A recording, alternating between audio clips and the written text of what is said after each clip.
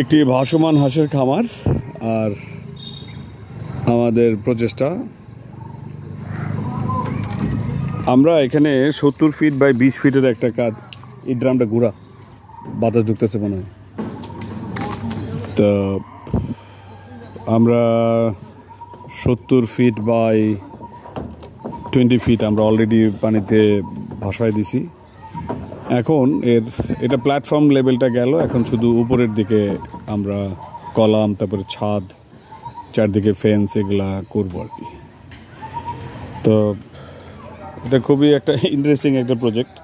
আমার যে চ্যালেঞ্জটা ছিল যে এটা আমরা কিভাবে এটাকে নামাবো, তো আমরা খুব একটা টেকনিক অবলম্বন করে এটাকে নামাইলাম।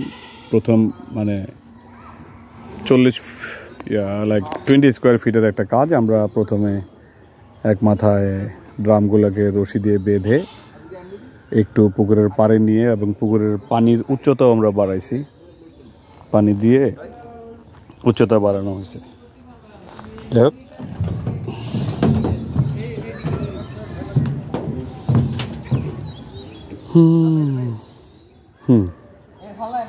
এটা টোটালটাই এখন অন ফ্লোটিংয়ে আছে।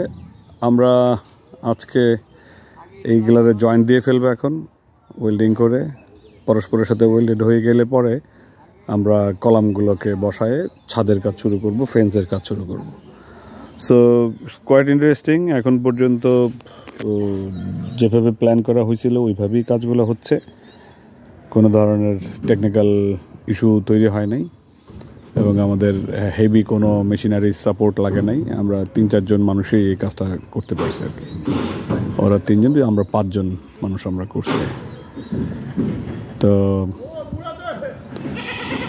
Very interesting in a sense যে 70 ফিটের একটা কাজ উইথ ড্রাম নেমে গেছে পানিতে। এটা খুবই মজার একটা অভিজ্ঞতা।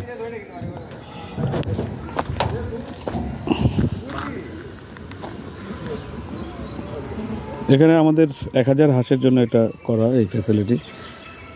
বাকিটা যদি ফার্দার এক্সটেনশন হয়, আমরা ফার্দার এক্সটেনশন আরও করতে পারবো, এই আর কি। তো ভাসমান খামারের ভাসমান অংশ অলরেডি পানিতে ভাসমান। I am really happy and excited বাকি কাজগুলোর জন্য আর কি। তো পরবর্তী ভিডিওতে আবার দেখা হচ্ছে।